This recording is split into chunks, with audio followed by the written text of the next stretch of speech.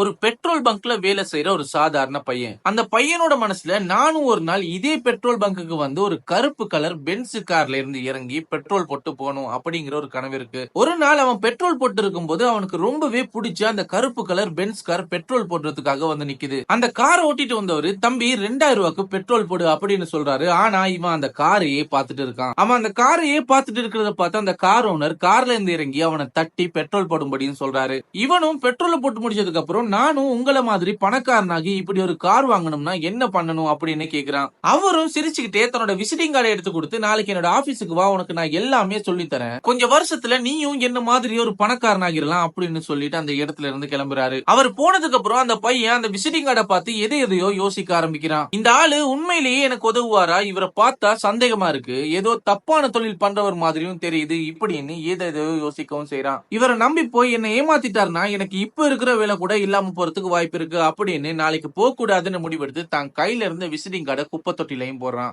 இப்படியே 5 வருஷம் போகுது. அந்த பையனோட வாழ்க்கையில எந்த விதமான மாற்றமுமே இல்ல. 5 வருஷம் கழிச்சும் அதே பெட்ரோல் பங்க்ல பெட்ரோல் போட்டுட்டு இருக்கான். மறுபடியும் இந்த பையனுக்கு ரொம்பவே பிடிச்ச ஒரு கருப்பு கலர் பென்ஸ் கார் வந்து நிக்குது. ஆனா அதை ஓட்டிட்டு வந்த ஆள் வேற. அவர் அந்த கார்ல இருந்து இறங்கி இந்த பெட்ரோல் போடுற பையன் கிட்ட வந்து என்ன யாருன்னு தெரியுதா அப்படின்னு கேக்குறாரு. இவனும் இல்ல, நீங்க யாருன்னே எனக்கு தெரியாது அப்படின்னு சொல்ல, அந்த கார் ஓட்டிட்டு வந்தவர் சிரிச்சுக்கிட்டே, இதே பெட்ரோல் பங்க்ல 5 வருஷத்துக்கு முன்னாடி நான் ஒரு கிளீனரா வேலை பார்த்தேன். அன்னைக்கு இதே மாதிரியான ஒரு கார்ல வந்தவர் உங்ககிட்ட ஒரு விசிட்டிங் கார்டை கொடுத்து அவரை பார்க்க வரும்படி சொன்னாரு. ஆனா நீங்க அதை குப்பை தொட்டில போட்டீங்க.